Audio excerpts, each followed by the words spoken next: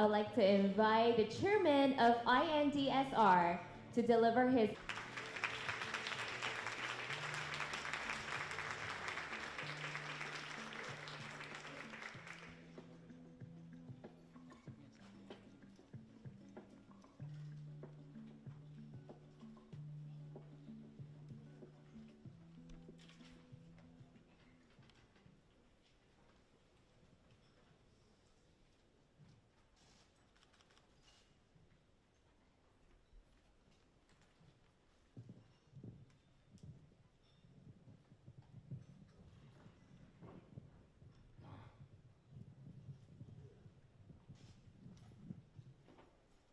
the Honorable Minister Chu, the Honorable Minister, Madam Kelly Craft. My English is very poor, I'm sorry. Distinguished guests, ladies and gentlemen, welcome to the 2024 Security Dialogue. The international situation is in a period of the Russia-Ukraine war, which began in 2022, has not yet ended. The conflict between Israel and Hamas, along with Iran's involvement, has led an escalation of conflict in the Middle East. North Korean missile tests have intensified the crisis on the Korean Peninsula, contributing to regional and global instability. Behind this conflict and instabilities, the expansion of authoritarian states can be observed. While the PRC continues red zone aggression, hybrid threat, and military exercise in the Taiwan Strait, the South China Sea, and the East China Sea, there is a growing concern that it could disrupt the security, economical, and technological. The older Pacific region and around the world. The theme of this year's Taipei Security Dialogue is China challenges Taiwan and global security. We are honored to have invited experts and scholars from 10 both domestic and international to join in the discussion in the China challenge, the Russia-Ukraine war, conflict in Gaza, Indo-Pacific security, democratic resilience, the importance of Taiwan global security. We greatly look forward to the collective effort of peace-loving countries in the Pacific region and around the world to strengthen deterrence capability and resilience, deepen the coordinate mechanism, maintain peace, economic, and prosperity, and a rule-based international order. This will help to us to resist the expansion of ASEAN states and prevent the Indo-Pacific region and humanity from being plunged into another catastrophe of war.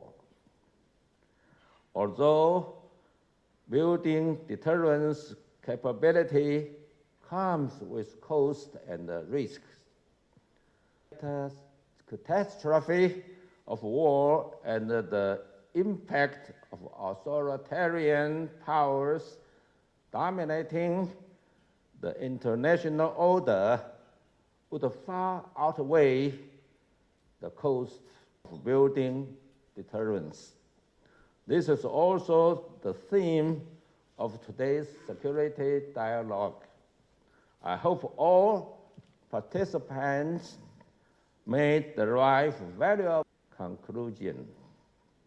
Once again, I welcome you all and look forward to the fruitful outcomes of. Once again, welcome, and I'm very sorry, my English very poor. Thank you, everybody listen. I hope today everyone happy. Thank you. Thank you so much for the opening remark. Thank you, Chairman Huo. Now you may return to. And following that, I'd like to welcome Dr. Qiu Chuizheng, Minister of Mainland Affairs Council, to the stage and address for the opening ceremony as well.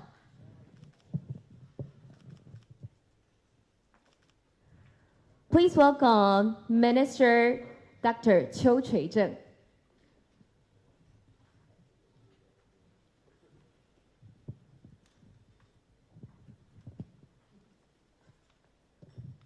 董事长，李执行长，我们外交部吴次长，陆委会沈副主委，还有立法院陈永康委员，U.S. Craft, and other distinguished representatives, scholars, experts, ladies and gentlemen, good morning. Good morning. Honor to participate in this symposium. Today we will explore the security challenge around the world, and we will focus on the security landscape of the world given the challenge posed by China. In this regard, I appreciate this opportunity to meet with you, exchange our view regarding the current culture and our government cultural policy. Authoritarian regime in Asia and Europe pose a serious threat to the international order. In a way, we have and this also affects regional security and stability. Since Xi Jinping took power in 2012, the mainland China has been dominated by the neo-totalitarian, extreme developments, extremely centralized leadership, and extremely fanatic nationalism. They also call the strong nation development path is one without democratic checks and balances, or the effective way to reduce the risk from the decision-making mistake and the mismanagement.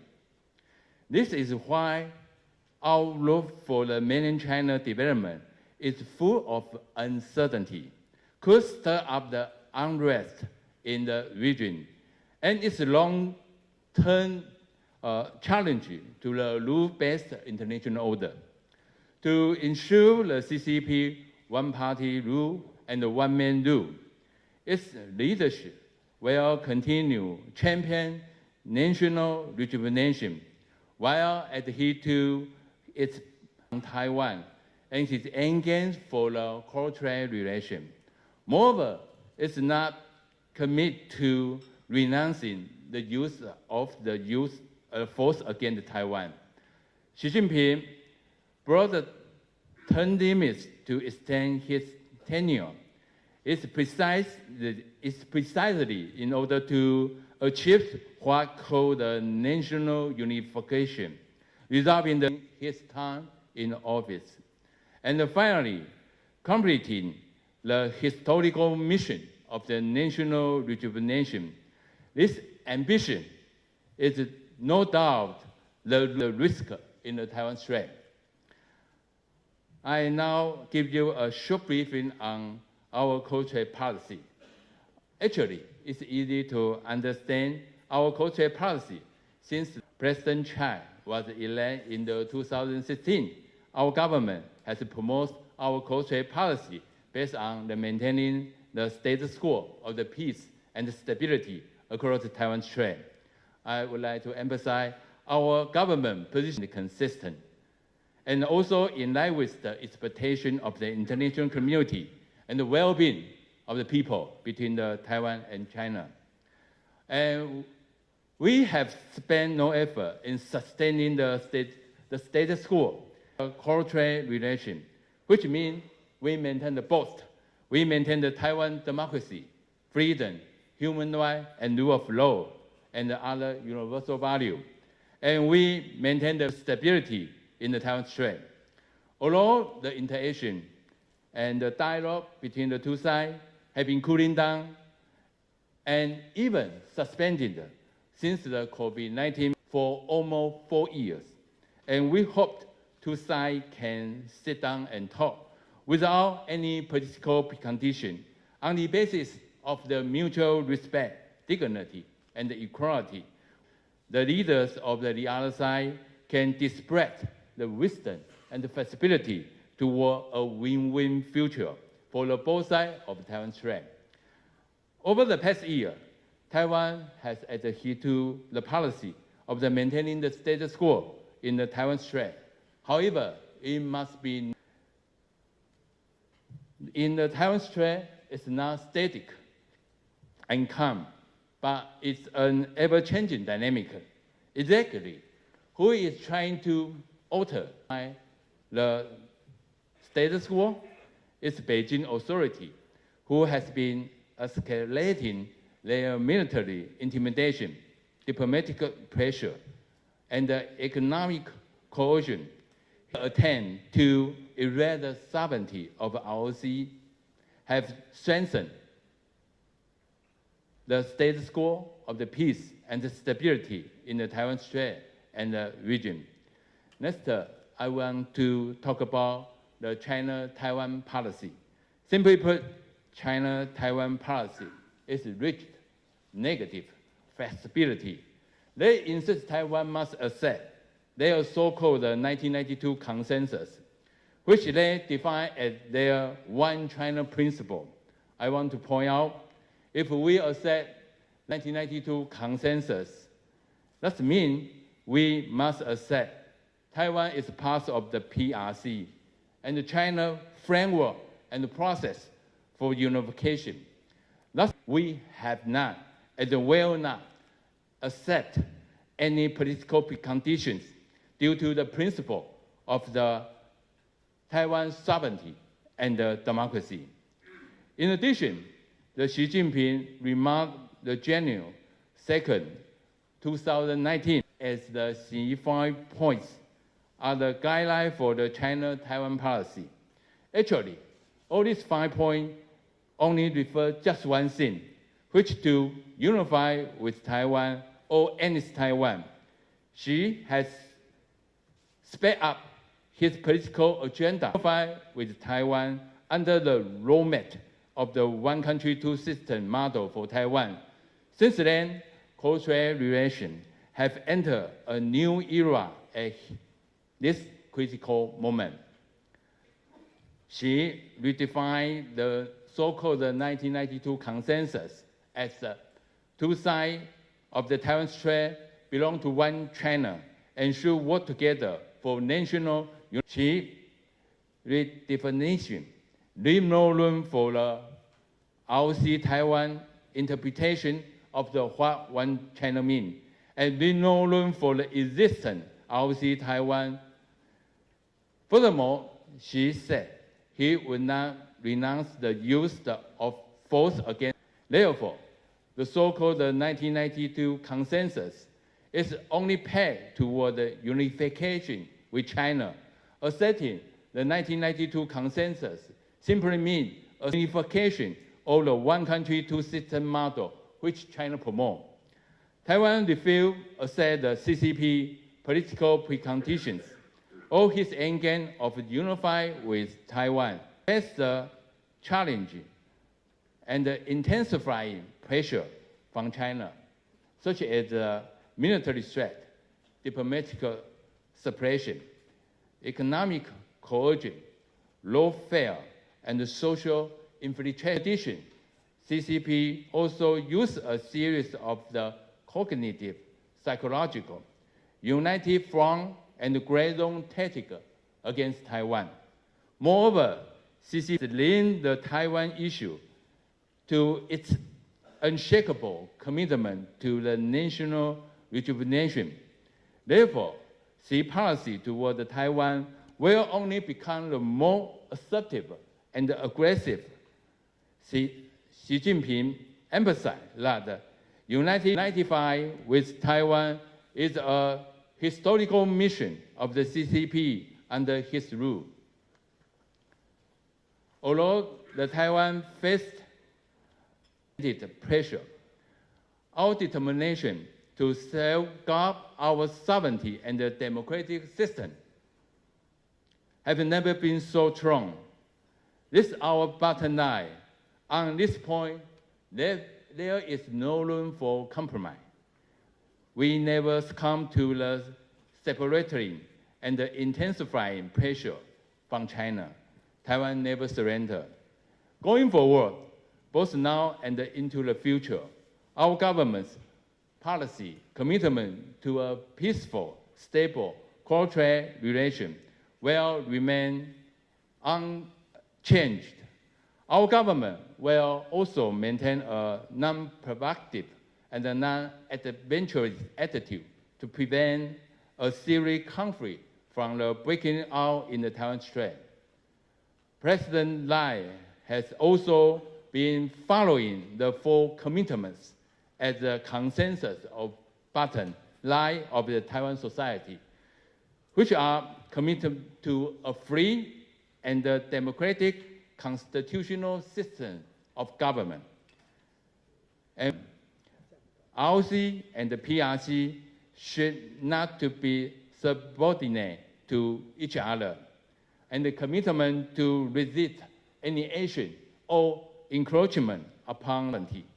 And most importantly, commitment that the future of the ROC Taiwan must be decided in accordance with the will of the Taiwan people.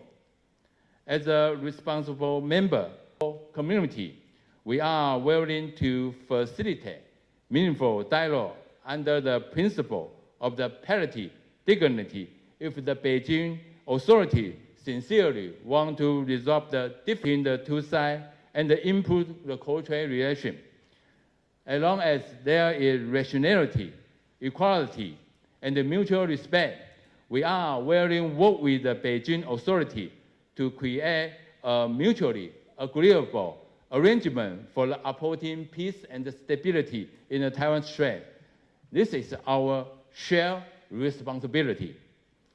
Facing the China intensifying pressure and threat, we will carry out the 4 pillars of the Peace Action Plan. The first, we will strengthen our national defense. Second, we will improve the economic security. Third, we will strengthen our partnership with the democratic country. The last pillar is the stable and the principled co-trade leadership. Taiwan will keep our resilient co-trade policy and do our best to maintain co-trade status, the status quo. Taiwan look forward to your understanding and support. Finally, we are joined today by the distinguished experts in the fields.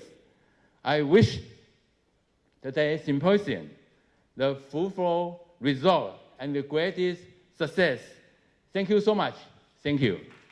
Thank you so much, Minister Cho, for your statement and addressing for the opening ceremony. Please take your seat.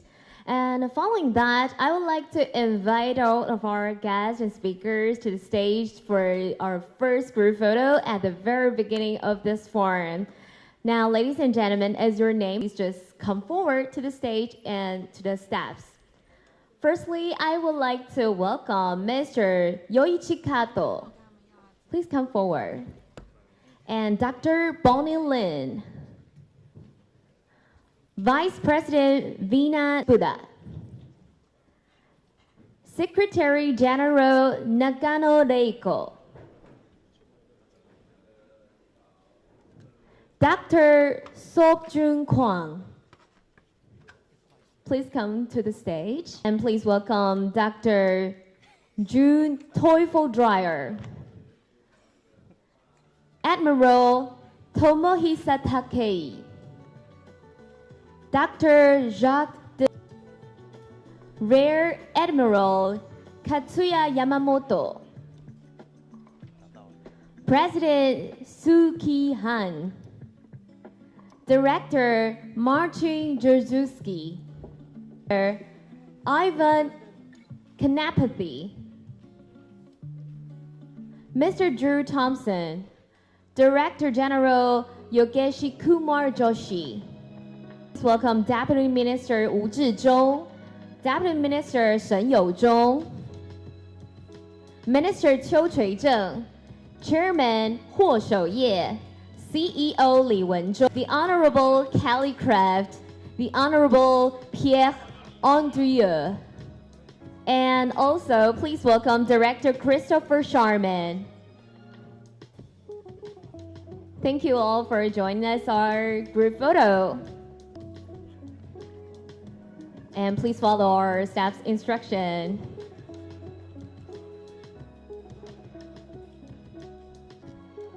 Okay, later after we count down 3, 2, 1, don't forget to the front, to the camera. Okay, now we're going to take, all right. Okay, now, ladies, please show your brilliant smile and look to the front. Okay, 3, 2, 1. All right, and the second photo. Please do a thumbs up gesture for this remarkable event. And the thumbs up, which the gesture, which means traditional gesture in Taiwan. Oh, please look to the back of social media. Okay, please look to camera for media. Okay, 3, 2, 1. Okay, another photo. One more, please.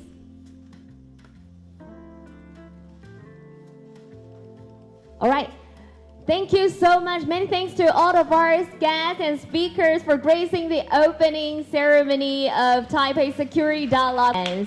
Now let's give it up to the event and wish our conference a great success. Thank you all so much for your participation once again. Now you may return to your seat.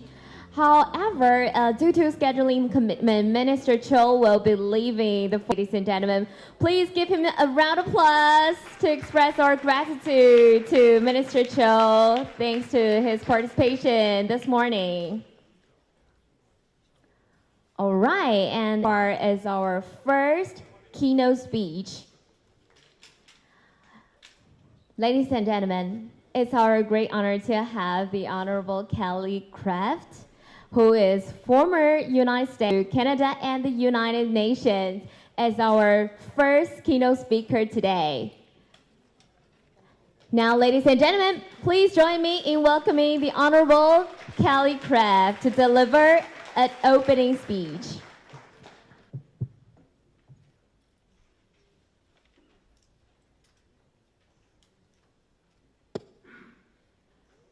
Thank you, Mr. Chairman, Deputy Minister, my American colleagues, the distinguished guests, and of course, I've read that Taiwan is home to 5 of the 7 species of sea turtle.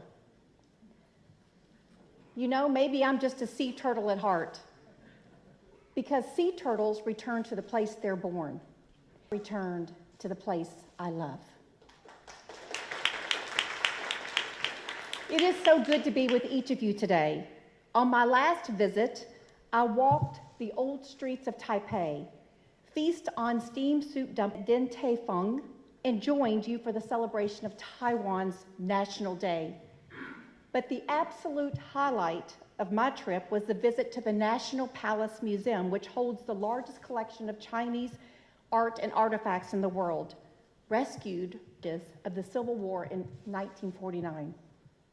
I was so moved by what I saw that I purchased a replica of one of your national treasures, an intricately carved jadeite carried proudly in my family room as a daily reminder of the time that I spent here. With your commitment to protecting these great works of antiquity, Taiwan is preserving the patrimony of Chinese people everywhere. Commitment to protecting freedom and democracy, Taiwan is preserving the hope of Chinese people everywhere that they too can enjoy one day the blessings of liberty. Each person on the face of the earth wants what you have here in Taiwan: freedom, opportunity, the right to chart your own destiny, and to build better lives for your families. Since my last visit, 8th free presidential election, nearly 14 million Taiwanese citizens went to the polls earlier this year, the most in any Taiwanese election since you embraced democracy 3 decades ago. 4% of your citizens went to the polls to choose their leaders, a higher turnout than almost every other democracy in the world, including the United States, Canada, Great Britain, and France. The people of Taiwan, in the menacing shadow of a totalitarian regime that sees the simple act of voting as an existential threat and treats every Taiwanese election as a chance to the people of this island. In exercising their inalienable right to choose their leaders, the citizens of Taiwan show enormous courage, and their commitment to democracy is an inspiration to the world. After 2 successful terms in office, President Tsai respected the term limits enshrined in Taiwan's constitution and handed power to a democratically elected successor. By contrast, on the mainland, Peking abolished the term limits enshrined in China's constitution and last year claimed an unprecedented 3rd term as the nation's absolute leader, putting him on track to remain in Taiwan. President Lai and Vice President Tsao won with 5,586,019 votes, defeating 2 opposition party challengers. On the mainland, Xi Jinping secured a 3rd term by a vote of 952 to 0 in the National Party's Congress, a body made up of party officials chosen by him. She won without a challenger within the Communist Party, much less an opposition party, and without receiving even a single vote from an ordinary Chinese citizen. That's not. Taiwan has presided over 3 peaceful transfers of power from one party to another since 2000. On the mainland, there has not been a single transfer of power since the Chinese Communist Party seized power by force in 1948. In Taipei, in two models for the future of the Chinese people. One is a vibrant society where individuals are free to pursue their dreams. The other, it's a totality where dissent is banned and prosperity is reserved for the regime and its cronies. Beijing wants the world to believe that freedom and Chinese culture are incompatible. The Chinese people value order over liberty and prosperity over democracy.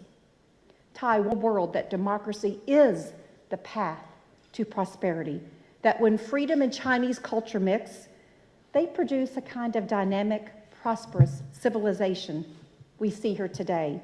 Speak for themselves. Last year, Taiwan was ranked the 14th richest country in the world.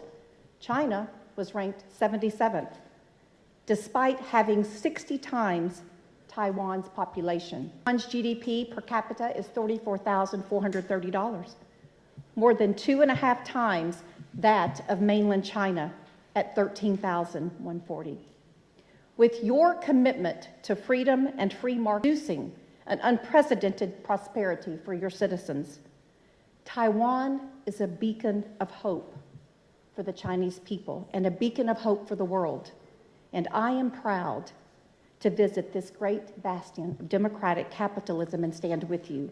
To serve as President Donald Trump's ambassador to the United Nations, where I stood up for Taiwan and stood up to the Chinese Communist Party each and every day. And since leaving the UN 4 years ago, I've traveled across the globe from Tel Aviv to Taipei, and I've seen up close what all of us have seen in the news. From Europe to the Middle East, the world's tyrants are on the march. Russia has invaded Ukraine, Iran-backed terrorists have attacked Israel, and China is menacing this peaceful Pacific island. The world is on fire, with wars raging on 2 continents, and that the fires of war do not spread here as well because, as President Lai put it during his eloquent and moving inaugural address, peace is priceless and war winners. So I want to talk to you today about our shared responsibilities in securing freedom and peace here in the Indo-Pacific region. Since my arrival, the #1 question people have been pulling me aside and asking, will Donald Trump win? Well, I think he will. And only one president in American history has lost the White House and come back to regain it in 4 years. That was an 8th President Grover Cleveland ran against President Benjamin Harrison, the man who had defeated him 4 years earlier. Cleveland became the 22nd and the 24th president. If Trump wins, he will become both the 45th and president. And I believe he is going to do just that. Here is why. No administration in my lifetime that has unleashed as many calamities as the Biden-Harris administration. On their watch, Americans have experienced the worst inflation in 40 years, the worst crime in the 90s, and the worst border crisis in American history. Abroad, the enemies who attacked us on 9/11 took back the safe haven from which they planned these horrific attacks. And expansionist Russia has invaded its neighbors. Americans are being held hostage overseas again. Iran and its proxies are attacking our ally, Israel, and firing hundreds of missiles at U.S. forces in Iraq, Syria, and the Red Sea. So I come here today with a very simple message. There is a strong chance that Trump is coming back. So what will this mean for Taiwan? First, I believe restored across the world, from Europe to the Middle East to here in East Asia. A wise man once said that weakness is provocative. Well, over the past 4 years, America has been projecting weakness on the world stage, and our weakness has provoked a wave of violence and aggression unseen since the Cold War. When Donald Trump was president, the world was at peace. No one doubted our resolve. Consider his record. Trump was the toughest president on Russia since Ronald Reagan. He raised U.S. defense spending near historic highs. He made America an energy superpower again. Eliminated the Islamic State's physical caliphate. He drew a red line with Iran's leaders, warning that if they or their terrorist proxies killed a single American, Iran would pay a price. And when Iran crossed that red line, took out Iran's terrorist mastermind, Qasem Soleimani. He recognized Jerusalem as Israel's capital. He brokered not one, not two, but 3 Arab-Israeli, a diplomatic achievement that would have earned anyone else the Nobel Peace Prize. And he is the only president since Ronald Reagan on whose watch America has not been dragged into a new war. He didn't retreat behind a fortress, America. He made our adversaries retreat. He projected strength and secured peace. And I am confident he will do the same in a second term. Trump is going to expect some things from our friends and allies across the world, particularly friends like Taiwan, who are under threat. He will expect you to carry your weight as a security partner. I come here today, friend of Taiwan, someone who fought for this island at the United Nations and who cares deeply about the fate of this beautiful island and its extraordinary people. And as a friend, I'm going to speak candidly. Taiwan is wealthier than Germany, Europe's richest country. It is wealthier than South Korea, the United Kingdom, and Japan. Your rapid growth has been called the Taiwan miracle. But you know what? In truth, it's not a miracle at all. You are showing a chance to live in freedom. Chinese people are capable of building one of the most innovative, prosperous, democratic societies on the face of this earth. But with success comes responsibility. In the U.S. Constitution, our founders declared that one of the first responsibilities of democratic is to provide for the common defense. And since President Tsai took office in 2016, Taiwan has increased its defense investments by 5% every year. You now spend 2% of GDP on defense. Let's put that in perspective. That is more than all but 6 members of the NATO alliance. But considering the existential threat is under, I would ask, is that enough? I don't think so. Taiwan will spend nearly $20 billion on defense next year. By contrast, China will spend $230 billion, more than 10. And China is investing that money in capabilities specifically designed to conquer this island. In the face of this threat, Taiwan must do more for its own self-defense. For example, one of our NATO allies from Russia today is Poland. In 2022, Poland, like Taiwan, was spending about 2.4% of the GDP on their defense. But in the wake of Russia's invasion, Poland's leaders recognized that these investments were not enough. They watched as Russian troops poured across Ukraine's border and reached the outskirts of Kiev, despite the Western security guarantee 3 decades earlier in exchange for giving up their nuclear weapons. And they watched as America's initial response was not to defend Ukraine, but to offer President Zelensky out of the Ukraine capital, to which he responded, "I need ammunition, not a ride." In that moment, the Poles decided that notwithstanding the UN guarantees enshrined in Article 5 of the NATO Charter, the only way to truly guarantee their own security was self-reliance. So over the past 2 years, Poland has doubled its defense investments. This year, Poland is spending more than 4% on GDP on defense. And next year, it will be spending 5%. And Warsaw is doubling the size of its standing land forces to 300,000 troops. Those investments are making Poland the defense colossus of Europe. They are establishing deterrence with Russia, which knows it can never succeed in invading Poland or its neighbors. This is the model for Taiwan.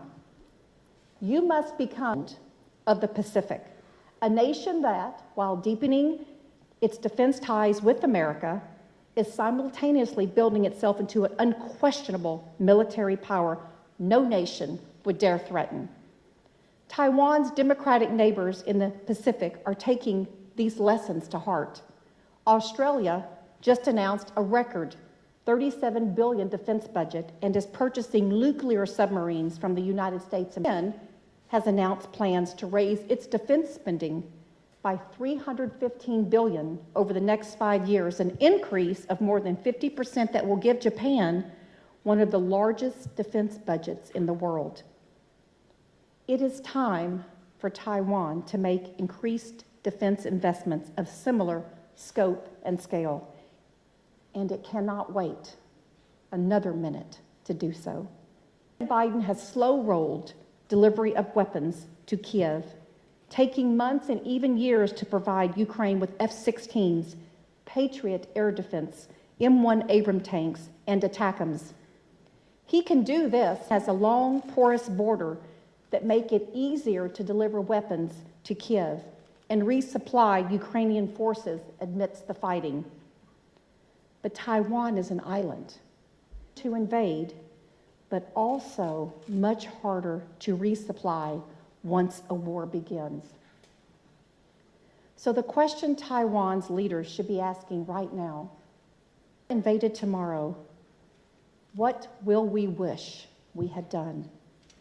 And you must do that right now, right away, without delay. Taiwan needs more anti-ship missile, mobile ground-based air defense capabilities, smart mines, anti-aircraft guns, mobile cruise missile launchers, and unmanned intelligence, surveillance, and reconnaissance systems. You need increased defense against ballistic cruise missiles and UAV attacks, like those that recently defeated Iran's attack on Israel.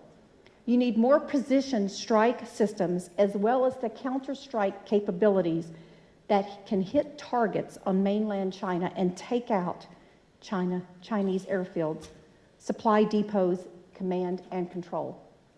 You need to invest in low-cost, high-effectiveness asymmetric capabilities, including unmanned surface vessels, unmanned aerial vehicles, and naval mines to disrupt a Chinese blockade or quarantine. The model here again is Ukraine, which recently broke a Russian blockade of its Black Sea ports and forced the Russian Navy to withdraw from Crimean reports without a traditional navy of its own. They did so by using a combination of domestically produced unmanned sea drones and US-made long-range anti-ship missiles, which sank a third of the Russian Black Sea fleet and drove the Russian Navy out of the Ukrainian territorial waters. Taiwan must be able to do the same to the Chinese Navy.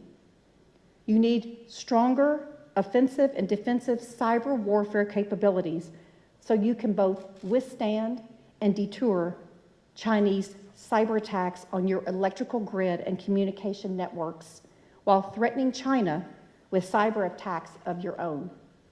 You need to strengthen your digital resilience by increasing low Earth orbit satellite communications and receiver stations in the event that China attempts to sever undersea internet cables. You need to strengthen your domestic defense industrial base, so you can churn out weapons in wartime. You need to dramatically emergency stockpiles of food, petroleum, coal, natural gas, and medical supplies, and increase domestic energy production, including expanding nuclear power. Taiwan consists of just 190,000 personnel, less than 1/10 of China's standing military. And while you have 2 million reservists, only 300,000 are required to. That is not enough. I have no doubt that the Taiwanese people will show courage and determination if their democracy was threatened by Beijing.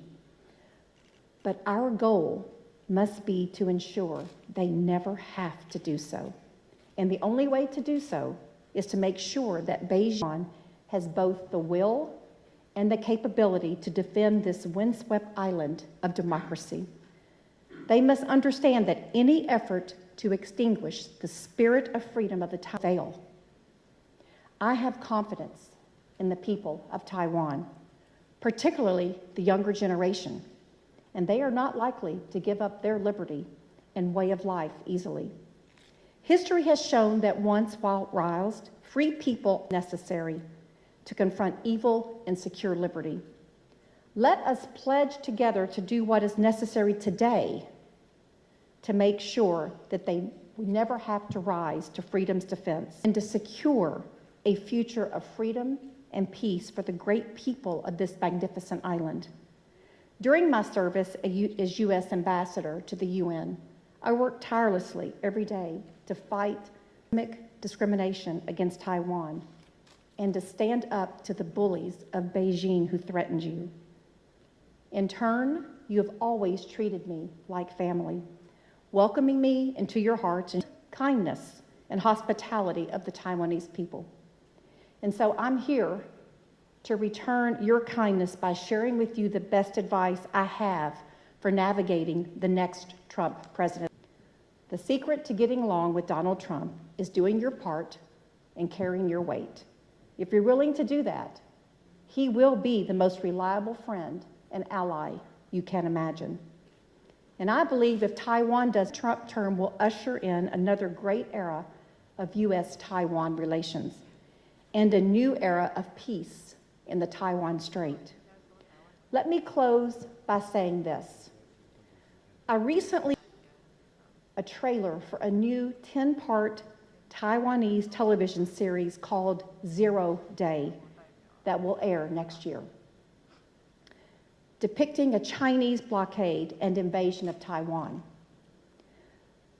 The scenes that unfold widespread looting as shortages of food and fuel take hold on the island, a financial meltdown as citizens find their ATM cards disabled and bank accounts frozen, cyber attacks, foreigners desperate to be evacuated, mass confusion as China takes over Taiwanese television stations and floods the internet with disinformation.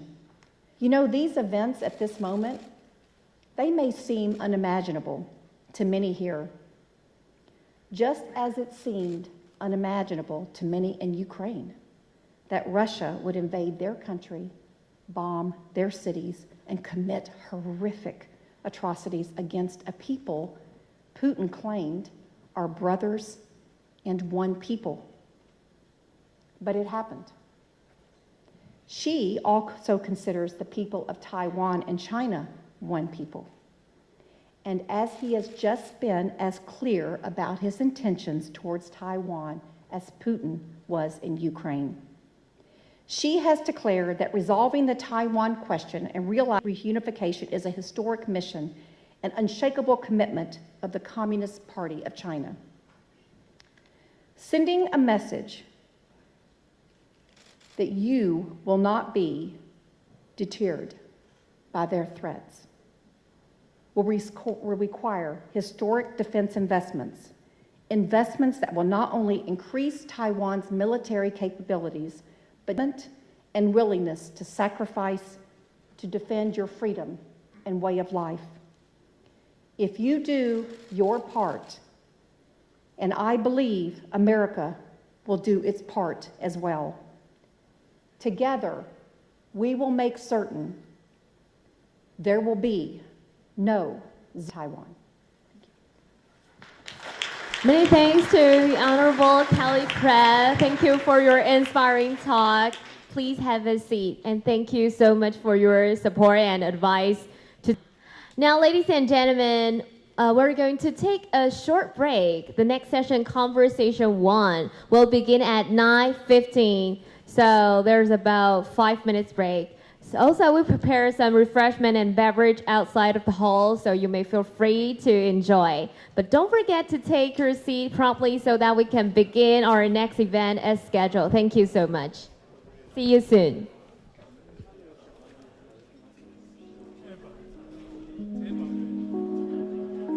Thank you.